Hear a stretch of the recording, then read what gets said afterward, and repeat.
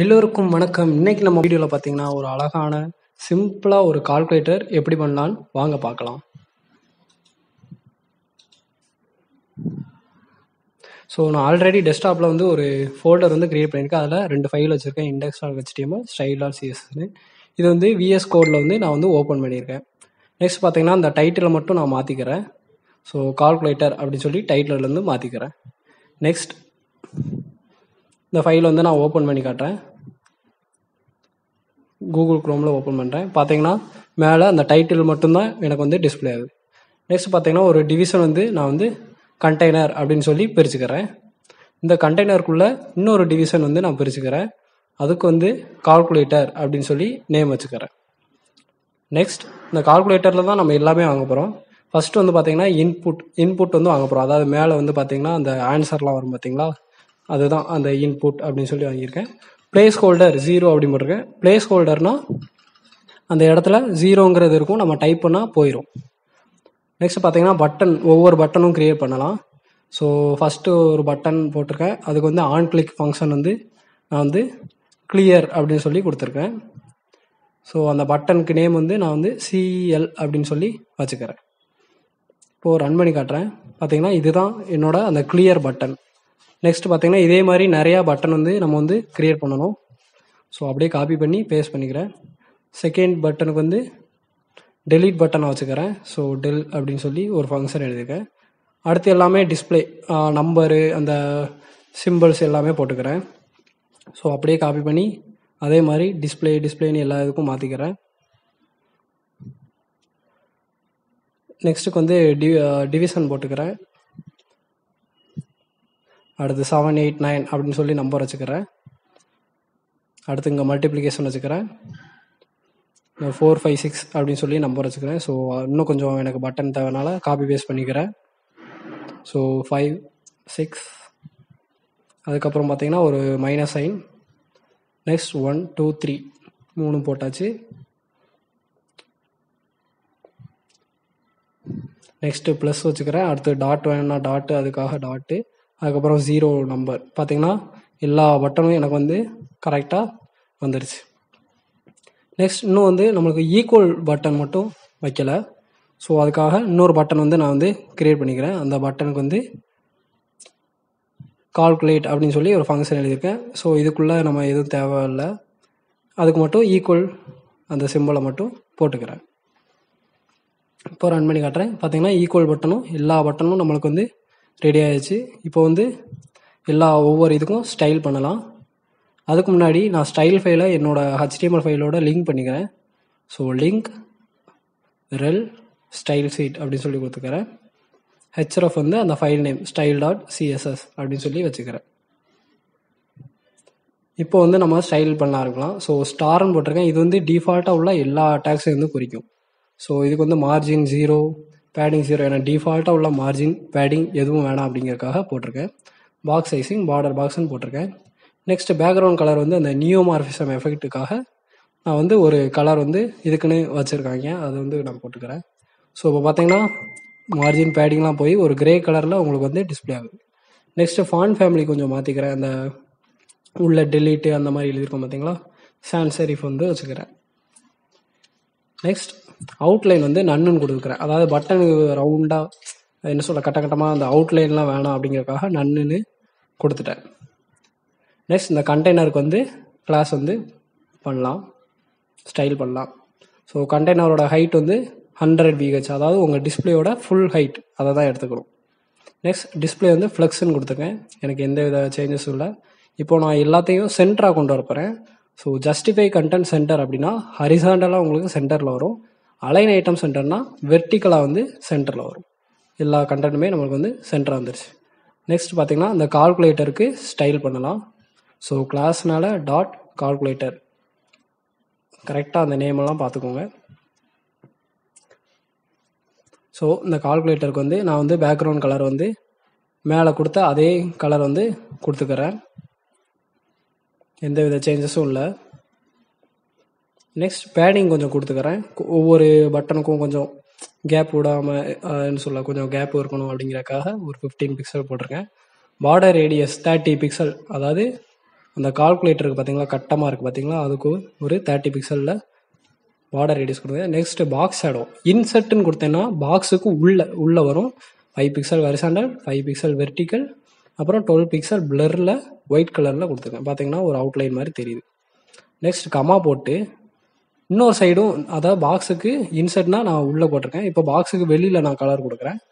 So சாதாரணமாக கொடுத்துக்கலாம். 5 pixel horizontal, 5 pixel vertical, 12 pixel ஒரு பிளாக் கலரில் கொடுத்துருக்கேன். பார்த்தீங்கன்னா உங்களுக்கு அப்படியே ஒரு நியோமார்பிசம் எஃபெக்ட் வந்து தெரியுது. நெக்ஸ்ட் டிஸ்பிளே வந்து நான் இதுக்கு வந்து கிரிட்டுன்னு கொடுத்துக்கிறேன். இப்போ கிரிட்டுன்னு கொடுத்தோன்னே பார்த்தீங்கன்னா எல்லாம் ஒன்றுன்னா அப்படியே உங்களுக்கு வந்து செப்பரேட்டாக பிரிஞ்சிருச்சு. நெக்ஸ்ட் கிரிட் டெம்ப்ளேட் காலம் அப்படின்னு சொல்லி ஒன்று இருக்குது. அதுக்கு வந்து ரிப்பீட்டுன்னு கொடுத்துருக்கேன். ரிப்பீட்னா எத்தனை உங்களுக்கு வேணும் அப்படிங்கிறதுக்காக நான் வந்து 4ஆக பிரிச்சிருக்கேன். ஒரு 50 பிக்சல் கேப்பில் அப்படிங்கிற மாதிரி போட்டிருக்கேன். இப்போ பார்த்தீங்கன்னா 4ஆக பிரிச்சிருக்கேன். ஒவ்வொன்றும் 50 பிக்சலில் இருக்க மாதிரி நான் வந்து போட்டிருக்கேன்.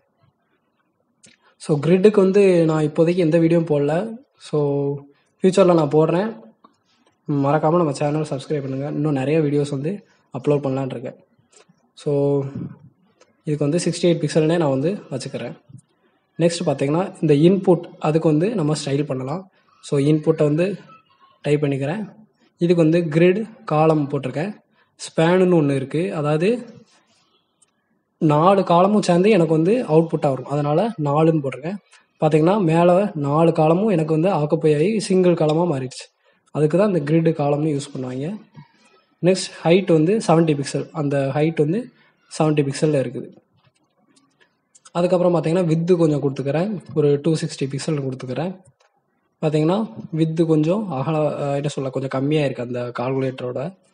நெக்ஸ்ட் பேக்ரவுண்ட் கலர் வந்து அதே கலரில் வந்து கொடுத்துக்கிறேன் அந்த நியோமார்பிசம் எஃபெக்ட்டுக்காக. ஸோ ஆல்ரெடி இருக்கனால உங்களுக்கு அந்த கலர் வந்து மேலே மேலே இருக்கனால ஸோ உங்களுக்கு எதுவும் தெரியலை. நெக்ஸ்ட் பாக்ஸ் ஆடை கொடுத்தா தான் அந்த எஃபெக்ட் வந்து தெரியும்.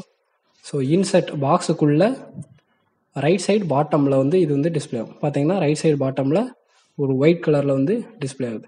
நெக்ஸ்ட் அதே இன்செர்ட் கொடுத்து டாப்பில் லெஃப்ட்டில் வர்றதுக்காக இப்படி கொடுத்துருக்கேன். 5 pixel horizontal, 5 pixel vertical, 12 pixel பிளரில்.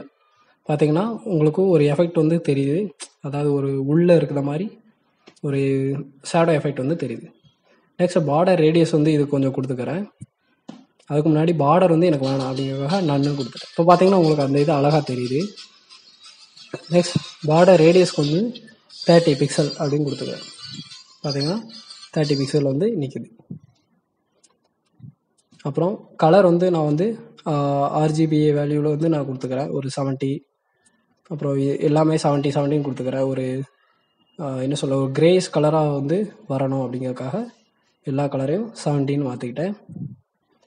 So பார்த்தீங்கன்னா நான் டைப் பண்ண அது கலர் வந்து அந்த கிரேஸ் கலராக வந்து உங்களுக்கு தெரியும்.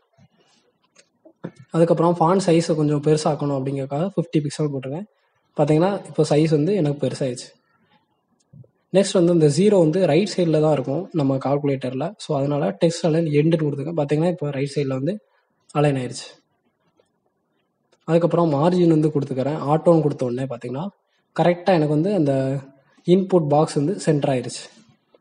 அப்புறம் மார்ஜின் டாப் கொஞ்சம் கேப் வரணும் அப்படிங்கிறதுக்காக டாப்லேருந்து ஒரு 40 பிக்சல் வச்சுக்கிறேன். அதே மாதிரி பாட்டமும் கொஞ்சம் கேப் இருந்தால் நல்லாயிருக்கும் அப்படிங்கிறதுக்காக மார்ஜின் பாட்டமும் ஒரு 30 பிக்சல் வந்து வச்சுக்கிறேன். பார்த்தீங்கன்னா எனக்கு அழகாக கேப் விட்டுருச்சு. நெக்ஸ்ட் அந்த 0 வந்து கொஞ்சம் தள்ளி இருந்தால் நல்லாயிருக்கும் அப்படிங்கிறதுக்காக பேடிங் வந்து 20 பிக்சல் கொடுத்துக்கிறேன். பார்த்தீங்கன்னா அழகாக 0 வந்து கரெக்டாக செட் ஆயிடுச்சு. அதுக்கப்புறம் பார்த்தீங்கன்னா பட்டன், ஒவ்வொரு பட்டனும் இருக்குது பார்த்தீங்களா, அதுக்கு வந்து அலைன் பண்ணலாம். ஸோ பட்டன் வந்து ஹைட் வந்து கொஞ்சம் ஒரு 48 பிக்சல்லையும் வித்து வந்து ஒரு 48 பிக்சல் சேம் ஹைட் அண்ட் வித்தில் போட்டிருக்கேன். பார்த்தீங்கன்னா எனக்கு வந்து ஒரு ஸ்கொயர் ஷேப்பில் வந்து பட்டன் கிடச்சிருக்கு. இப்போது பேக்ரவுண்ட் கலர் வந்து கொடுத்துக்கிறேன் ஒவ்வொரு பட்டனுக்கும். ஸோ அதே கலர் அந்த நியோமார்பிசம் எஃபெக்ட்டுக்காக. நெக்ஸ்ட் அந்த பாக்ஸ் ஷேடோ வந்து கொடுக்குறனால தான் அந்த எஃபெக்டே இருக்குது. So -5 pixel horizontal, -5 pixel vertical, 12 pixel பிளரில் ஒயிட் கலர் கொடுத்துருக்கேன். அதாவது லெஃப்ட் சைடு வந்து வரும். அதே இது பாசிட்டிவ் வேல்யூவாக கொடுத்தீங்கன்னா ரைட் சைடில் வந்து உங்களுக்கு வந்து டிஸ்பிளே ஆகும். இங்கிட்ட பார்த்தீங்கன்னா RGBA வேல்யூ வந்து கொடுத்துருங்க. ரன் பண்ணி காட்டுறேன். எனக்கு வந்து எஃபெக்ட் வந்து அக்வயர் ஆயிருக்கு. ஆனால் அந்த பார்டர் வந்து உங்களுக்கு வந்து மறைச்சிருச்சு. ஸோ பார்டர் வந்து நன்னு கொடுத்துக்கிறேன். அப்போ வந்து அந்த பார்டர் போய் உங்களுக்கு அழகாக அந்த எஃபெக்ட் வந்து தெரியுது. ஸோ இதுக்கு கொஞ்சம் ஸ்கொயராக இருக்குது, சர்க்கிளாக இருந்தால் நல்லாயிருக்கும் அப்படிங்கிறதுக்காக பார்டர் ரேடியஸ் 50% கொடுக்கும். பார்த்தீங்கன்னா எல்லாமே ரவுண்டாக சூப்பராக இருக்குது. நெக்ஸ்ட் இது கொஞ்சம் அலைன்மெண்ட் பண்ணலாம். மார்ஜின் வந்து 8 பிக்சல் உங்களுக்கு பார்த்தீங்கன்னா அழகாக பெர்ஃபெக்டாக எல்லாமே சூப்பராக அலைன் ஆயிடுச்சு. ஃபாண்ட் சைஸ் வந்து கொடுத்துக்கிறேன் 16 பிக்சல் அப்படின்னு கொடுத்துக்கிறேன். பார்த்தீங்கன்னா எல்லாமே கொஞ்சம் பல்காக இருக்குது, எல்லாம் பார்க்க சூப்பராக இருக்குது. அப்புறம் பார்த்தீங்கன்னா அந்த ஈக்குவல் பட்டன் இருக்குது பார்த்தீங்களா, அதுக்கு வந்து கொஞ்சம் அலைன் பண்ணலாம். ஸோ அந்த ஈக்குவல் பட்டன் கடைசி உள்ளதுக்கு போய் சும்மா ஒரு கிளாஸ் வந்து நான் எழுதிக்கிறேன், ஈக்குவல் அப்படின்னு சொல்லி வச்சுக்கிறேன். இந்த ஈக்குவல் வந்து இப்போது கால் பண்ணிக்கிறேன். வித்து வந்து பார்த்தீங்கன்னா ஒரு 115 பிக்சல் கொடுத்துருக்கேன். பார்த்தீங்கன்னா 115 பிக்சலில் ஒரு சப்பட்டையாக தெரியுது. நெக்ஸ்ட் பார்டர் ரேடியஸ் வந்து ஒரு 40 பிக்சல் கொடுத்தோன்னே பார்த்தீங்கன்னா எனக்கு பெர்ஃபெக்டாக அலைன் ஆயிடுச்சு. பேக்ரவுண்ட் கலர், பாக்ஸ் ஷேடோ எல்லாமே அதே தான். ஸோ கொடுக்க இன்னும் அதே கலர் தான் அப்படியே எஃபெக்ட் வந்து கொடுக்குது. இப்போ பார்த்தீங்கன்னா எல்லாமே பெர்ஃபெக்டாக அலைன் ஆயிடுச்சு. நெக்ஸ்ட் ஜாவா ஸ்கிரிப்ட் வந்து பார்க்கலாம். ஒவ்வொரு இதுக்கும் ஃபங்க்ஷன் எப்படி எழுதலாம்னு பார்க்கலாம். ஸோ ஸ்கிரிப்ட் டேக்குள்ளே எழுதிக்கிறேன். அதுக்கு முன்னாடி நான் வந்து ஒரு வேரியபிள் வந்து வாங்கிக்கிறேன். லெட் அவுட்புட் ஸ்க்ரீன் அப்படின்னு சொல்லி, அதாவது பார்த்தீங்கன்னா நம்மளுக்கு அவுட்புட் வந்து டிஸ்பிளே ஆகுதுல அந்த பாக்ஸு, அதுக்காக ஒரு அவுட்புட்டு அப்படிங்கிற வேரியபிள் வந்து கெட் பண்ணுறேன். இது எங்கேருந்து கெட் பண்ணணும், நம்ம அந்த இன்புட்டில் தானே பார்த்தீங்கன்னா நம்மளுக்கு வந்து அந்த அவுட்புட் வருது. ஸோ அந்த இன்புட்டில் போய் ஒரு ஐடி வந்து நான் வந்து எழுதிக்கிறேன். ஸோ என்ன எழுதலாம், அவுட்புட் ஸ்க்ரீன் அப்படின்னு சொல்லி இப்படி வந்து எழுதிக்கிறேன் ஐடி. இந்த ஐடியை அப்படியே காப்பி பண்ணி இங்கே வந்து பேஸ்ட் பண்ணிக்கிறேன். இப்போ என்னென்னா அந்த நம்ம டைப் பண்ணுறோம் பார்த்தீங்களா, அந்த வேல்யூ வந்து இந்த அவுட்புட் ஸ்க்ரீன் அப்படிங்கிறதுல வந்து ஸ்டோர் ஆகிருக்கும். நெக்ஸ்ட் ஃபங்க்ஷன் டிஸ்பிளே, நம்ம எல்லா இதுலேயும் டிஸ்பிளே தானே ஃபங்க்ஷன் எழுதிருக்கோம். ஸோ நம்மங்கிற ஒரு வேரியபிளை வந்து நான் போட்டுக்கிறேன். நம்மளுக்கு வந்து டைப் பண்ணும்போது என்ன டிஸ்பிளே ஆகணும்னா அந்த அவுட்புட்டில் வர வேல்யூ வந்து ப்ளஸ் அந்த 0 இருக்குது பார்த்தீங்களா, அதை தாண்டி இது வந்து வரணும் அப்படிங்கிறதுக்காக +1 போட்டிருக்கேன். ஸோ இப்போ பார்த்தீங்கன்னா நான் கிளிக் பண்ண ஒவ்வொரு வேல்யூவாக ஆட் ஆகிக்கிட்டே வருது. அதாவது ஒரு வேல்யூக்கு அடுத்து ஒரு வேல்யூ நான் என்னென்ன கொடுக்கணும் ப்ளஸ் அடுத்த வேல்யூ அப்படியே ப்ளஸ் அப்படிங்கிறதுக்காக தான் அந்த ஃபங்க்ஷன். நெக்ஸ்ட் அந்த ஈக்குவலுக்கு வந்து என்ன பண்ணலாம் அப்படிங்கிறதுக்காக ஈக்குவலில் வந்து 2 கண்டிஷன் இருக்குது. ஒன்று வந்து சும்மா மொட்டைக்கட்டையாக ஈக்குவல் நமக்குலாம் ஒன்றும் வராது. அதுவும் இல்லாமல் சும்மா டிவிஷன் மல்டிப்ளிகேஷன் சிம்பிளை போட்டு கிளிக் பண்ணாலும் நம்மளுக்கு வந்து எந்த இது வேல்யூவும் கிடையாது. அதனால் ட்ரைன்னு கொடுத்துருக்கேன். ட்ரையில் வந்து எவாலுவேட் ஆகும், அதாவது நீங்கள் கொடுக்குற வேல்யூ வந்து கணக்கு போடுமா, அதாவது கால்குலேட் பண்ணுமா அப்படின்னா அந்த வேல்யூ வந்து போடணும். அதே இது எரர் வந்துச்சுன்னா எனக்கு வந்து ஒரு அலர்ட் மெசேஜ் மேலேருந்து நீங்கள் கொடுக்குறது வந்து தப்பான இது இன்வேலிட் அப்படின்னு சொல்லி வரும். இப்போது நான் சும்மா சாதாரணமாக போடுறேன், பார்த்தீங்கன்னா எனக்கு அப்படியே வேல்யூலாம் ஆட்டோமேட்டிக்காக வருது. இது நான் இந்த டிவிஷன் மல்டிப்ளிகேஷன் அப்படின்னு ஒரே நேரத்தில் போட்டோம்னா அது தப்பு தானே, அதனால் எல்லாமே வந்துடுச்சு. இப்போது இந்த கிளியர் பட்டன் பார்க்கலாம், அப்புறம் டெலீட் பண்ணுற பார்க்கலாம். ஸோ ஃபங்க்ஷன் கிளியர் பட்டன் இருக்குது பார்த்தீங்களா, அந்த கிளியருக்கு வந்து ஃபங்க்ஷன் எழுதுகிறேன். அந்த வேல்யூ இருக்குது பார்த்தீங்களா, அந்த அவுட்புட் ஸ்க்ரீனோட வேல்யூ வந்து நான் அந்த பட்டனை கிளிக் பண்ணும்போது எனக்கு எதுவுமே இருக்கக்கூடாது, அதாவது ஃபுல்லாக கிளியர் ஆகிடும். அந்த ஃபங்க்ஷனை அதாவது சும்மா டைப் பண்ணுறேன், அந்த கிளியருங்கிற கிளிக் பண்ணும்போது எல்லாமே ஓடி போயிடும். பார்த்தீங்கன்னா எம்டி வேல்யூவாக இருக்கும். நெக்ஸ்ட் அந்த டெலீட் இருக்குது பார்த்தீங்களா, அந்த டெலீட்டுக்கு வந்து ஃபங்க்ஷன் எழுதுகிறேன். ஸோ அந்த அவுட்புட் ஸ்க்ரீனோட வேல்யூ வந்து அவுட்புட் ஸ்க்ரீன் டாட் வேல்யூ. அது என்ன பண்ணணும், ஒவ்வொரு வேல்யூவாக நான் டெலீட்டுக்கு கொடுக்க ஒவ்வொரு நம்பராக டெலீட் ஆகணும், அதாவது பின்னாடி இருந்து டெலீட் ஆகும். அதனால் ஸ்லைஸுங்கிற டிஃபால்ட்டாக உள்ள ஒரு மெத்தடை வந்து யூஸ் பண்ணுறேன். ஸோ இப்போ நான் வந்து பார்த்திங்கன்னா டெலீட்டுக்கு கொடுக்க ஒவ்வொரு நம்பராக டெலீட் ஆகுது. ஸோ இப்போ 0க்கு பதிலாக நான் 2ன்னு கொடுக்குறேன். பார்த்தீங்கன்னா டெலீட் கொடுக்க பார்த்தீங்கன்னா எல்லாமே மொத்தமாக போகுது. ஸோ இப்போ எதுக்கு இங்கிட்ட -1 போட்டிருக்கீங்க அப்படிங்கிறதுக்காக நான் -2ன்னு போட்டு காமிக்கிறேன். இப்போ நான் சும்மா கிளிக் பண்ணுறேன், பார்த்தீங்கன்னா டிலீட் பண்ணுறேன்னா 2 நம்பராக வந்து காலியாகும். அதுக்காக தான் 1 அப்படின்னு போட்டிருக்கேன், -1, அதாவது ஒவ்வொரு நம்பராக காலியாகும். ஸோ அவ்வளோதான் இந்த வீடியோ. இந்த வீடியோ உங்களுக்கு பிடிச்சிருச்சுன்னா மறக்காமல் லைக் பண்ணுங்கள், ஷேர் பண்ணுங்கள் அண்ட் கமெண்ட் பண்ணுங்கள். இது வரைக்கும் நம்ம சேனல் சப்ஸ்கிரைப் பண்ணாங்க மறக்காமல் சப்ஸ்கிரைப் பண்ணுங்கள். தேங்க்யூ.